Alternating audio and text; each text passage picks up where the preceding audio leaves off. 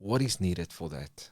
Two people committing 100% to the process and really going the extra mile to understand your childhood and where you come from, gaining that understanding, and then helping with the healing process.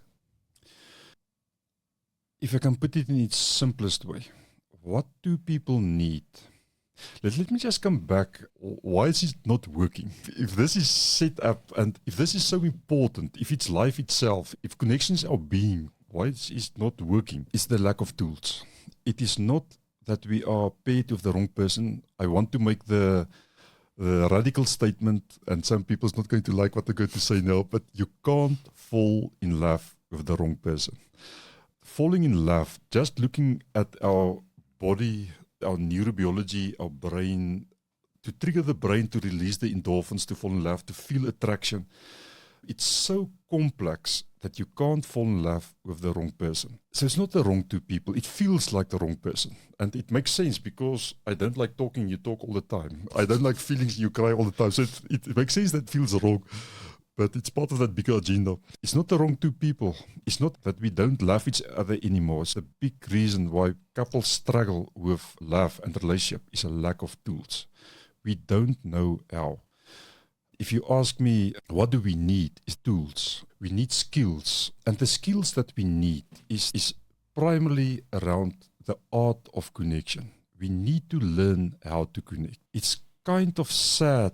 We are born with the skills, but we lose it. It's kind of sad to see just normal skills like looking at another person, doing what you are doing now, just to say, if you just sit there, you not nodding your head, you looking somewhere else, that's not connection. You can't watch TV while I'm talking to you. Just that normal thing of responding with a or some delight in your eyes or something. Acknowledging what your partner is saying. Just that, the art of connection.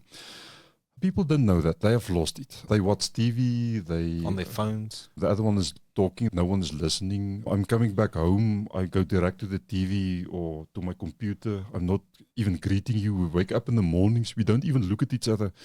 We have lost the skills to connect. So many people think it's this complex, difficult thing. We need to analyze childhood, and yes, sometimes we have to. But it's not that. It's just the normal relationship skills. The art of connection is to meet you where you are, not where I want you to be. Oh, wow. That is profound. If you are sad, meet you there. Don't change it. Don't take the tears away. And don't try to fix it. Please don't fix it. Because we are not problems to be fixed. We are human beings to connect. Tears in your eyes is not a problem to fix. Tears in your eyes is an expression of life. It's an expression of sadness. It's an expression of what you experience right now. We don't need fixing. We need connecting. Yeah. Or if you are joyous, just celebrate with you. Even if I'm not at the place of joy, I don't need to experience joy, but just to meet you in your joy. Or when you're successful or wherever you are, just meet you exactly there where you are. Also meet me exactly where I am. Wow. And then the dance can start. So just the art of the dance of connection.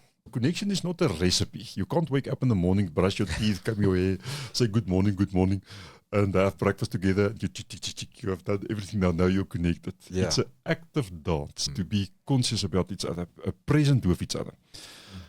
The other skill that we need to learn is to have sustainable connection. Connection is a part of our fiber, part of our being. You can't choose to connect on Friday mornings, Sunday mornings, and Monday evenings. That's part of our pain. We don't want to wake up every morning and wonder, are you here? Are you not here? When you come back home, where are you? That is the pain from our childhood. Mom come back and we can't figure it out. Is she happy to see me? Is she not happy to see me? Is Dad proud of me? Is Dad not proud of me? We need to live connection sustainable. When we have a meal together, we are on connection. When we raise our kids, we are on connection. When we answer the phone, you do it in connection. People always want to learn communication. If I speak, but you're not listening to me, or I'm just speaking because I want to get rid of lots of stuff inside me, but I'm not talking to you, to another human being sitting opposite me. Communication outside of connection is a waste of time. Nothing happens. So even our communication, to do that in connection, so that connection is sustainable. It's always there. Most of the time there. It's not possible to have it always, but most of the time. So sustainable. And then the third one, the only difference between those 2% couples that experience relationship as a vibrant a life, fulfilling experience. And the 98% of the couples that experience a relationship as pain, compromising and difficult, rejected, invisible, not being seen, is not that the one group of couples are perfect and fight, never, no conflict. Everyone have conflict, everyone make mistakes, all the things, you can think about everything. The silence, the shoes on the floor, not enough sex, too much sex, affairs, addictions, threatening of divorce, childhood stuff, family stuff, all relationships. But the only difference between those two groups is the capacity to repair rupture in connection. And no one teaches that skill. How to repair rupture in connection. We know how to fight. Like right now in this world, we know how to fight.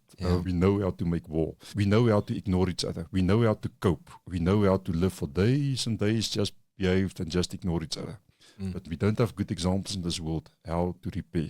And the big part of this work that I'm busy with, me and my colleagues, is that we teach people how to repair rupture in connection as quick as possible. Not days, not weeks, not years, definitely not generations. The last thing I want to do is to look at you. The last thing I want to even do is be in the same room with you.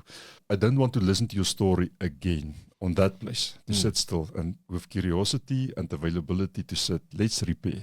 That is a valuable skill. If you have that skills, you will get very, very far. Wow, amazing.